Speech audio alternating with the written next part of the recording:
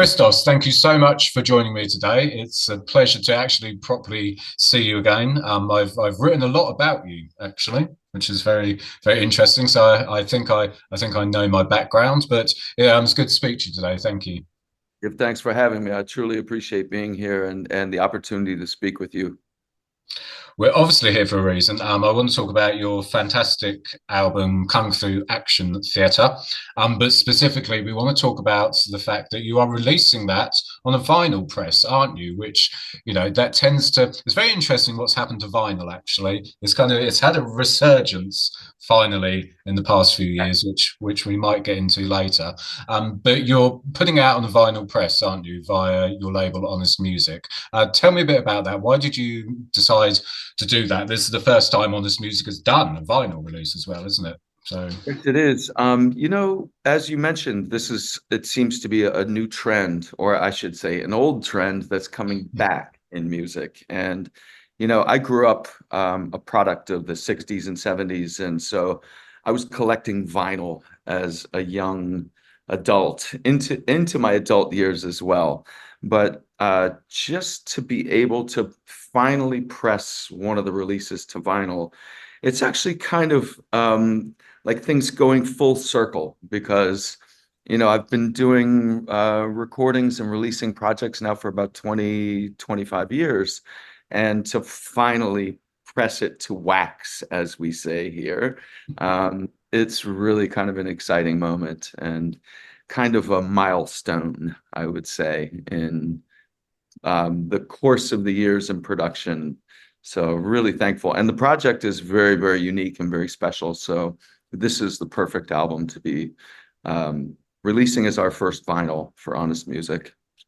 and how long is the process going to take to kind of press it from start to finish? When are we expecting that to be out, hopefully?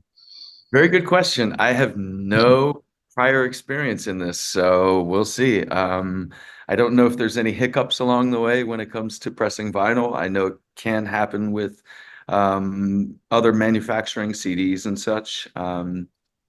We'll see. I would say probably within a month or two. So I would say safely by November, we should have the album pressed and ready to go. It's very exciting, actually, because you said about how Kung Fu Action Theatre, the album, is kind of a perfect release to put to vinyl. I would emphatically agree with that, because, the album itself is, for people watching at home who may not be aware, Kung Fu Action Theatre is a wholly instrumental album. It's this glorious, I suppose, smorgasbord of influences. You have tidbits from reggae, tidbits from soul. We have Chinese influences and instrumentation, which we'll touch on later.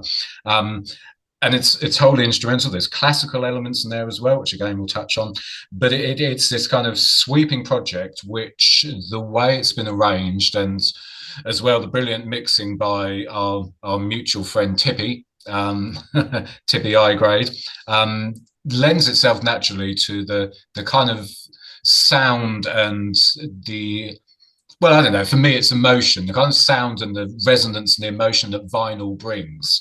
We're going to sound quite old, Christos, but you can't replicate vinyl, can you? In any way, shape, or form, really. You hear it in on albums sometimes where producers try and replicate the sound and the feel. It's not actually the same as having an actual, as you say, the wax in your hand, is it? And this album is perfect, I think, to lend itself to that. Why do you think the album is well suited to vinyl? Well, many reasons still.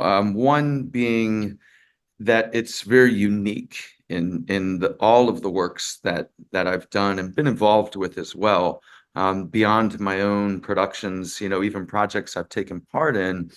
This project is very unique in that I really wanted to incorporate not just Chinese instruments, but kind of the sensibility and approach that they have in playing these instruments, which is very different from Western music. So it's kind of a combination of East and West.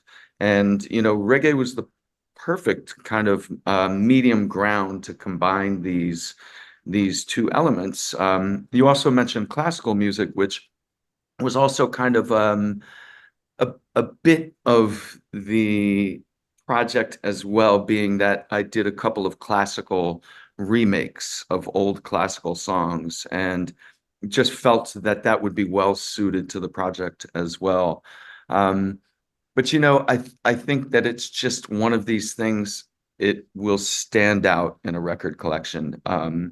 Before I started producing music, I was a DJ, and I used to actually do mixtapes and to spin records. And the process of putting together a playlist requires things that are very different, and kind of mixing emotions and feelings. And I think that this album has a very distinct emotion and very distinct feeling to it, without any words. And so the music itself kind of delivers that feeling and that message.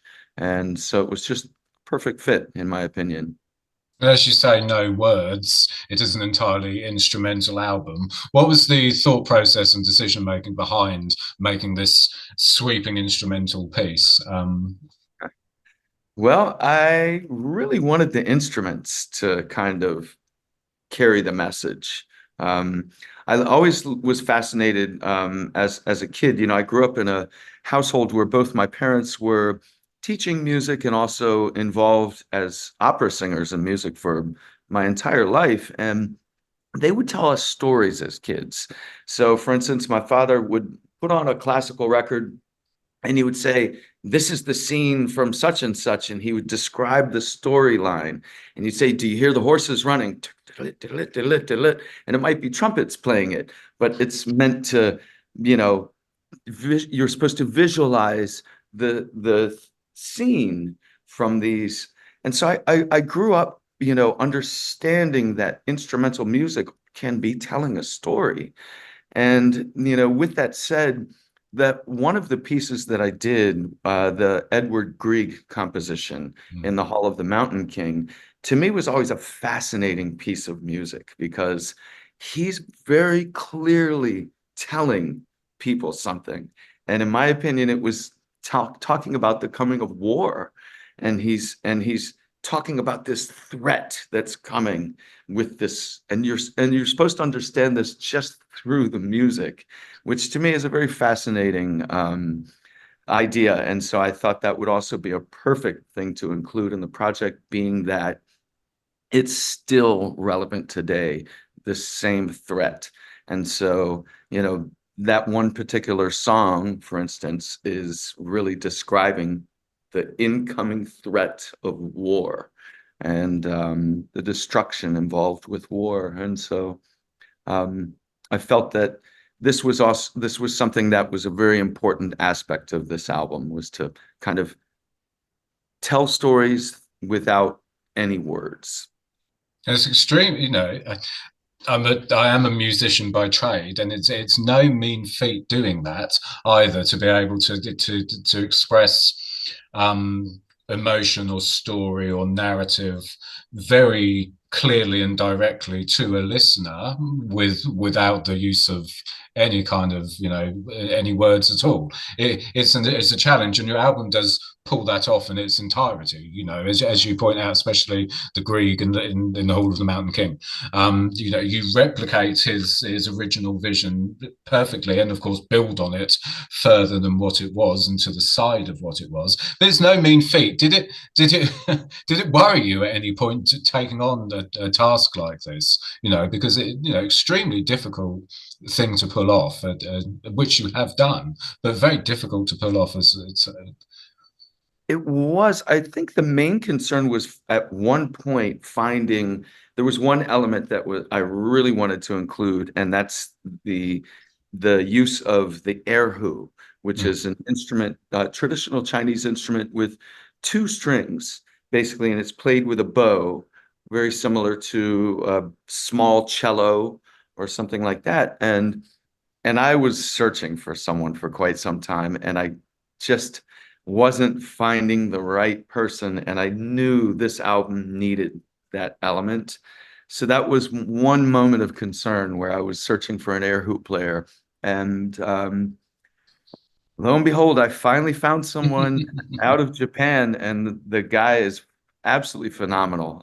He really did an amazing job contributing, and it was kind of unique communicating with him because his English is not very good, and but he was very excited to take part in the project as he's, traditionally a classical player in Japan, and so for him it was very different. He could kind of, relax and something very different, which I personally love. I love hiring sometimes jazz players to come play reggae and other people who don't normally play this type of music. And I think it's an interesting experience for people to realize that it's really not as easy as some people may express. It requires quite a bit of discipline, and you have to play it exact and proper, or it does not work. Exactly. I would wholeheartedly agree with that. I do think there is this perception, and it's not, I don't want to sound rude, but it's not been helped in some respects by the advent of music streaming and the fact that anyone can do music now and anyone can put a song out. And there is a lot of subpar reggae out there where, where Certainly you is.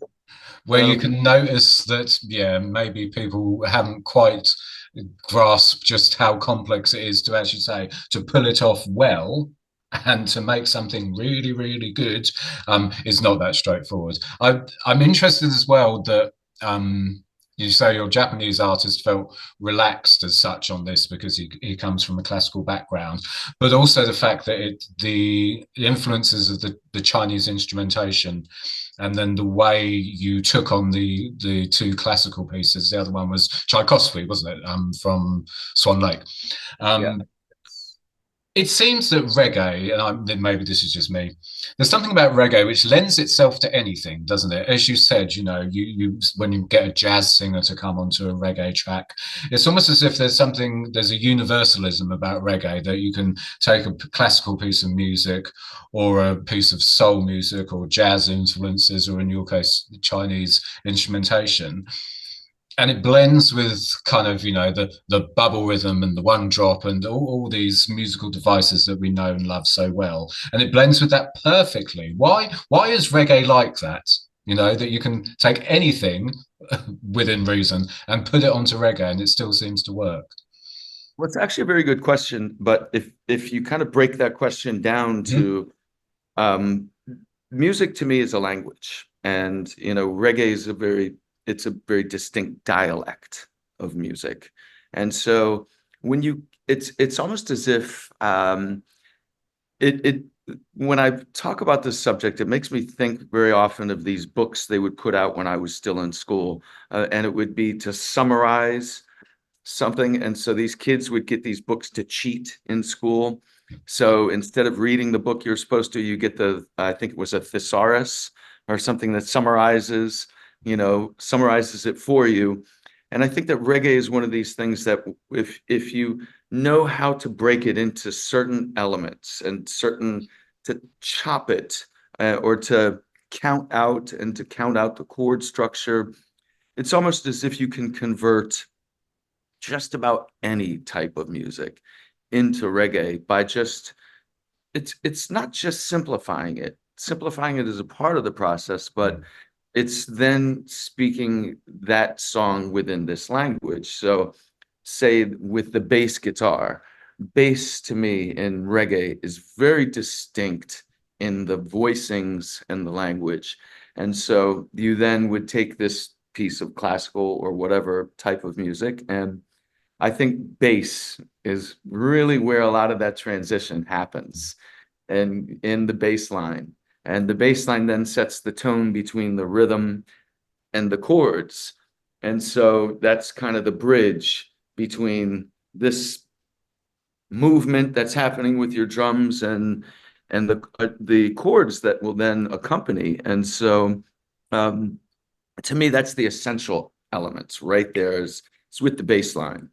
And once you have that, that really kind of sets the mood or sets the tone in whatever direction you choose to go. But there's of course many ways of compiling a song. I don't always start with the bass line, but it is very much, I think, that bridge kind of between styles and connecting reggae with other styles.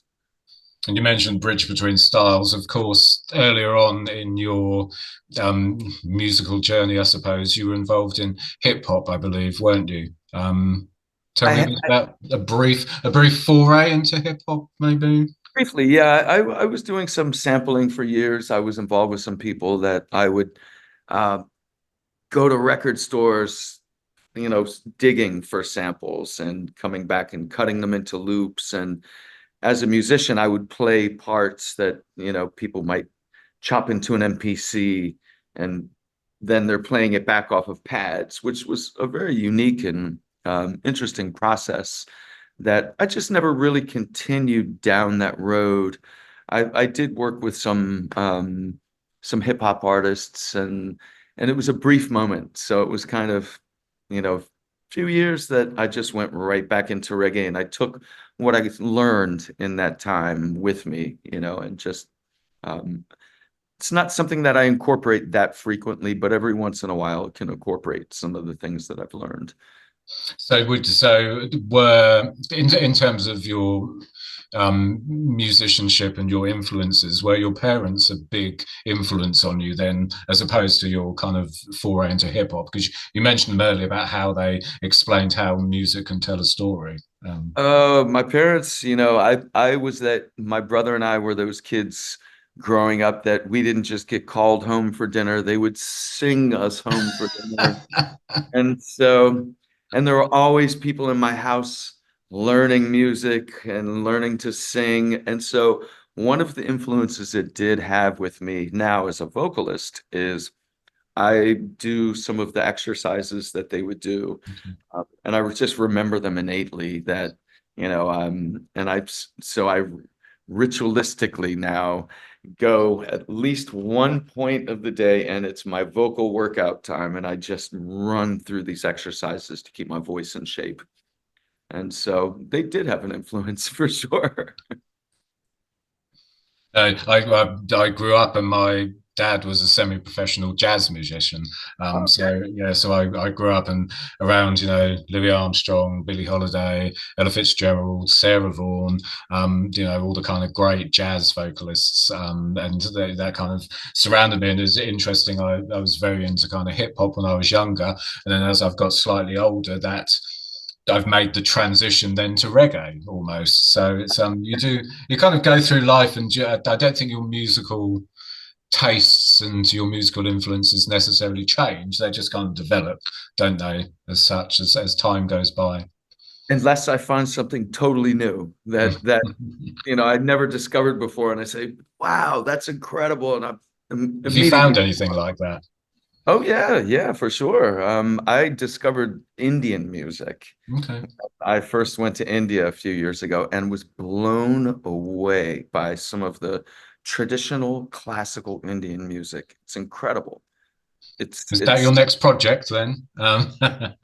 maybe I won't count it out, but I won't say um, that I have that planned per se, but it would be something really incredible to do. It really would. Um, And all of this, of course, under the umbrella of Honest Music, isn't it? Which is your label. You founded it in 2008. Was it around yes, that time? yeah, I decided that it would be important to kind of create a label in putting out music. Also, it wasn't my intention initially to produce for other artists, but that kind of just happened as a result of getting involved with, you know, other musicians and artists along the way. And so it became a platform for not just my music, but for putting out some other music as well.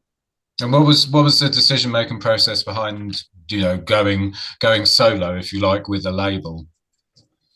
Well, going solo in terms of my own music, No, creating your own label. Again, it's quite a big yeah, undertaking. I think that, through advice from people around me, in terms of publishing and putting things out there, I did not want to go through the process of trying to shop my music to existing labels and that kind of thing. Um, I've been around music for a long time, maybe 25, 30 years. And I've kind of seen how that process goes with other people who've, shopped for record deals, some who which have gotten them and some who did not. And I kind of knew I had to take a different route. I sort of knew I wanted to be free from that. Um, that which I saw from people, for instance, who did get record deals.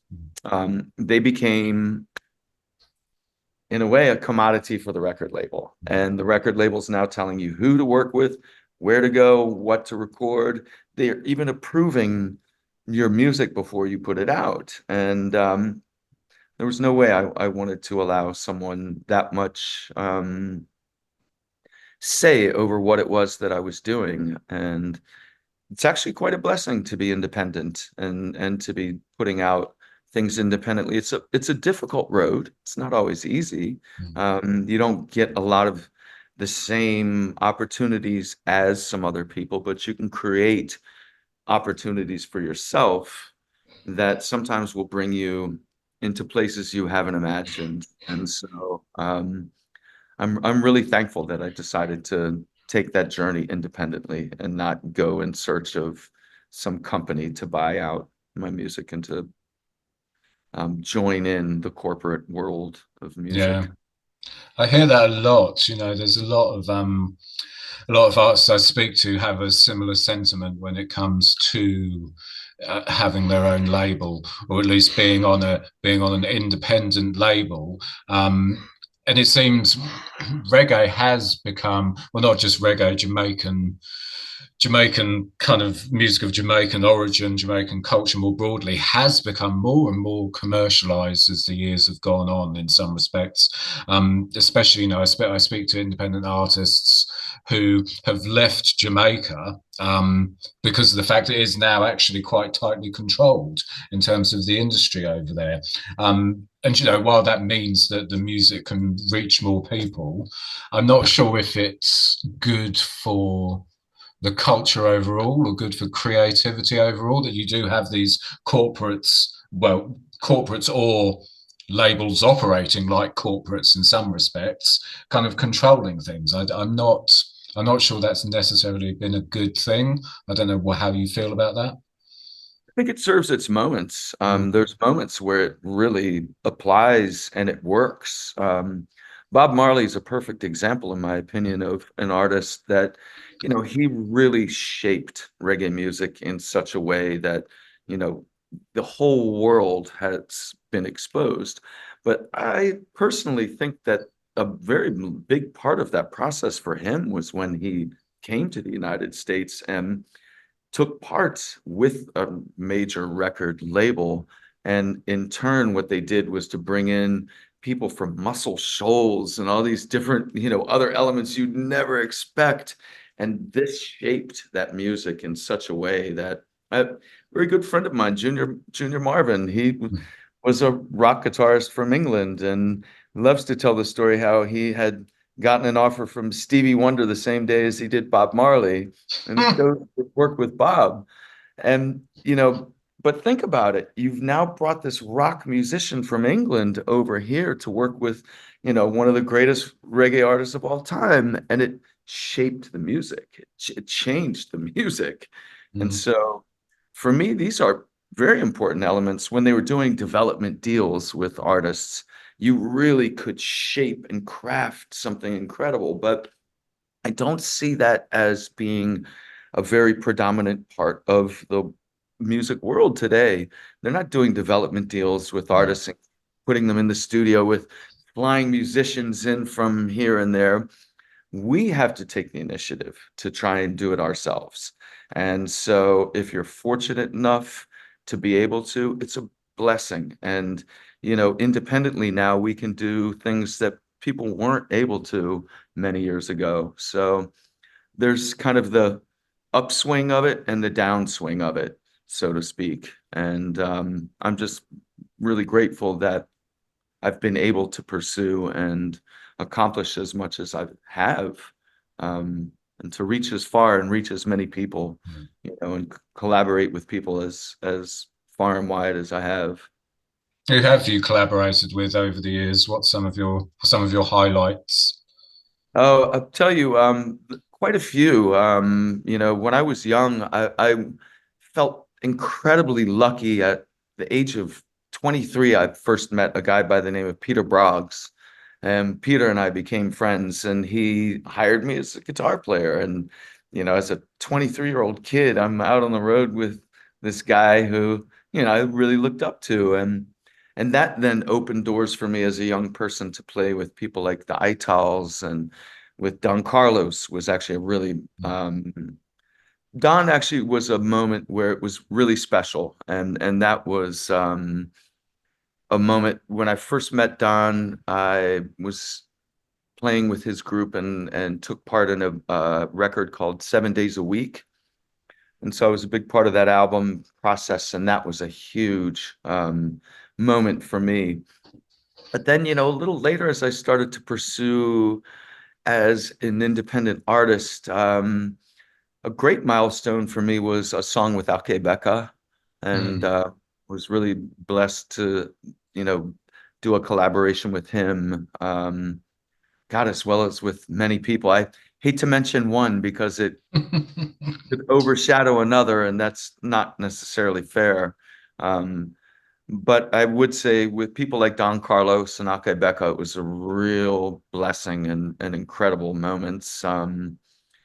But right now I'm in a collaboration with a group from France that I think is phenomenal and feels like actually going to another level with the music. It feels like growth has occurred in this project. And as an artist, I feel like my writing even has kind of taken a little bit of a new level with this upcoming project. So, And why? Who are these people, and why have they been so influential? Or can you not say? well, it's a group from France called the Ligerians, and we have Oh, of course, I know Nadia very well. So okay. Yeah, so we have a single coming in a couple of months, which I'm really it for me it was so inspiring, the piece of music that I actually many pieces of music I received from them. But the first single, for instance, when I heard the song, it immediately made me think of Midnight, and it made me think of Akebeka. And was actually kind of a almost spiritual experience when the lyrics came for that song, because I often tell people it's like the process for me. When I feel a song is coming, I can feel it. I hear a piece of music and I say, okay, I'm going to write. And it's almost like taking a fishing line, and then like kind of, you set up before I cook, I usually set up all my utensils, all my ingredients, everything is there. It's ready. So I do the same thing musically, and everything's set up, everything's in order, incense burning, candles, things like this. And I feel like I take a fishing rod, metaphorically speaking, and I go into my yard and I throw it up into the sky and just see what I can catch from the elements around me. And for this one song, it felt like the words just came from nowhere, and it happened really fast. And those moments don't always occur the same way. But for this particular song, it was really fast. It's almost like I'm transcribing something that I'm hearing from somewhere. And even the melody, even just the way it fit the song, it was so natural, as it was as if it was already there. It's hard to describe, but so I feel that this project from top to bottom has been that kind of process. And so I'm really, really excited about that album that's coming. I'm very excited you're working with the Ligerians. Oh They're man, fantastic. I've interviewed Nadia McAnuff a few times, who obviously has worked with them yeah, I love loads. her album. Really, Oh, really. brilliant! Yeah, great album. We spoke for hours about that. And yeah, it's a phenomenal piece of work. But the Nigerians, particularly, she waxed lyrical about them, and clearly there is something very special about them. For Oh, whatever reason, hard they to they are pinpoint. like a perfect combination Mm. of the five-piece element of that group. That just it's once in a while you get a group like that where just all the elements fit so well together, and just the way that these five people work together is phenomenal to me. They're really one of my favorite groups. I don't say that lightly. I really feel that way. Well, that is exciting, and I'm looking. You've thrown me off now. I'm really excited about that. That sounds I blooming look forward to brilliant. playing it for you. It's a really great album. No, I'm sure it's going to be excellent. That is great. And you mentioned Becca, and of course you worked with Tippy I Grade a lot. Of course, associated with Zion I Kings. Another, for my money, they are the best, if well, one of the best production outfits that have been working in the past few Unquestionably. decades. No doubt about it. Tippy to me is this is why I sought out Tippy years ago, is he to me is at the pinnacle of what's happening. But mind you, this is within roots reggae. And so, we're talking about the kind of, to me, traditional reggae, but roots and conscious reggae. Yeah. Reggae that comes from a place of consciousness and that represents a certain mindset and teaching. And I think he is, and Zion I Kings are just at, to me, the pinnacle of what's happening in conscious reggae right now for many years, actually. No, I completely agree. You're you're working with some brilliant people, and you have worked with some brilliant people in your time over the course of yeah. I don't like calling it a musical career. I find it quite corporate, I I just, suppose. Actually, I don't want to say career. I don't like Journey because it sounds like we should be on American Idol or something. So over your time as a musician, that's is good. there we go. Is is there anything that you haven't kind of experimented with yet, or haven't done, or would like to venture into that may be on the cards in the future? What stones have not been overturned yet, as it were? Oh, I mean, there's so many directions potentially to go that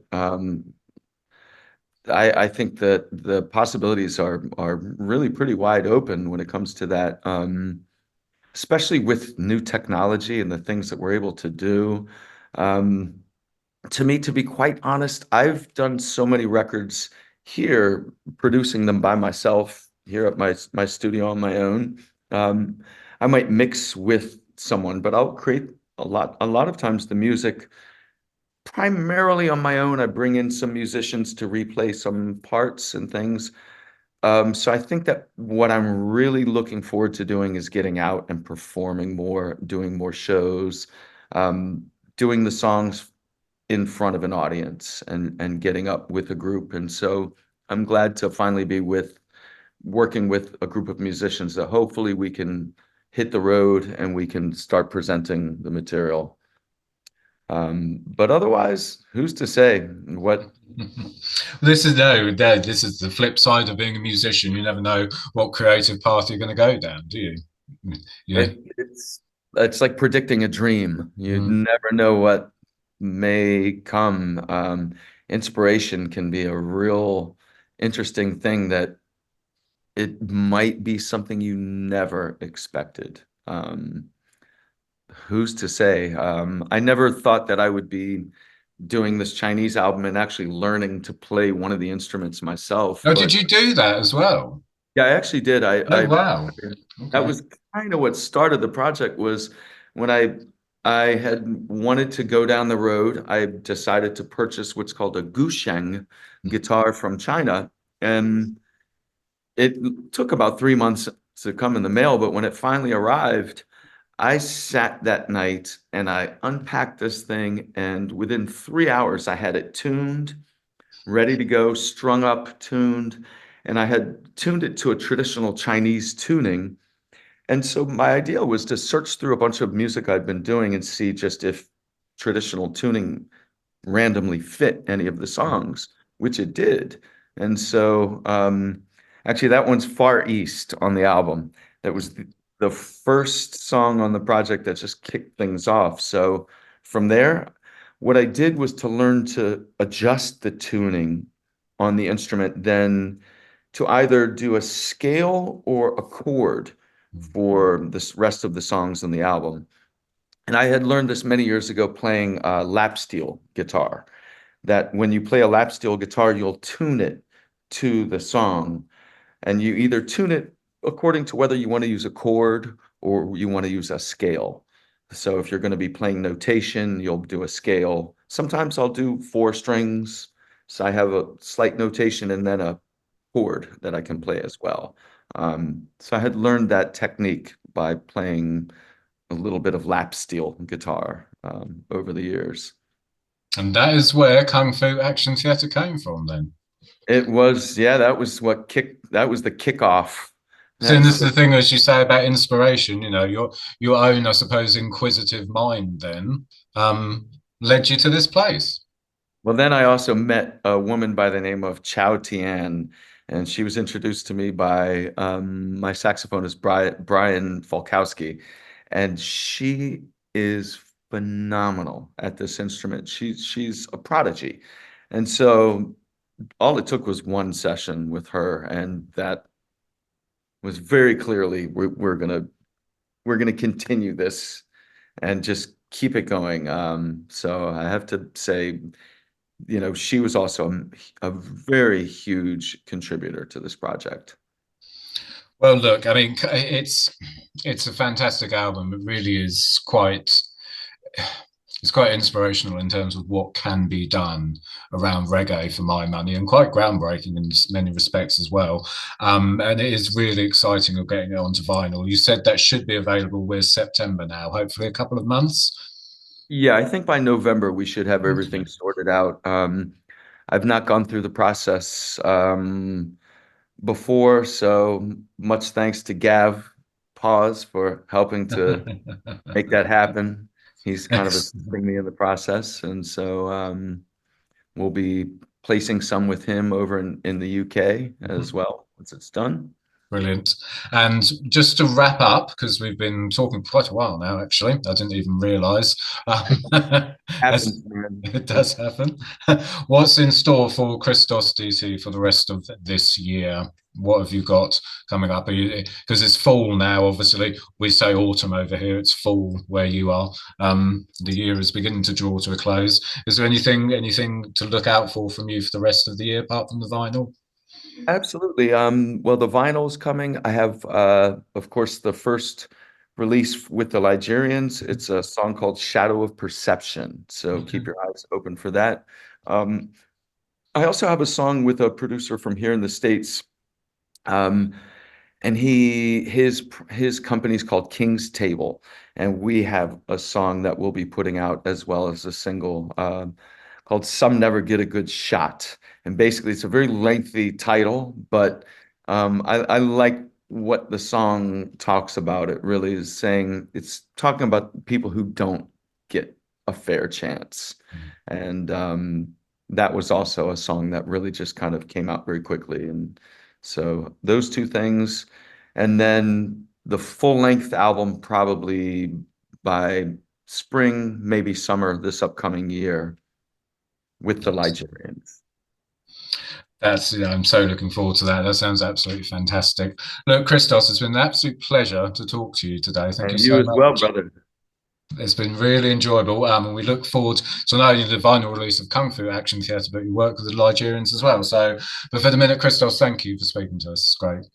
Man, thank you so much for having me. I really appreciate your time and really appreciate what you do, man. I really love your sensibility with your writing, man. You really tap in sometimes to things that I think people don't always put into words properly. So thanks for what Oh, you do as well, man. Really appreciate it. That's nice. Thank you. Thank you very much. Lovely. Christos, that was great. Thank you.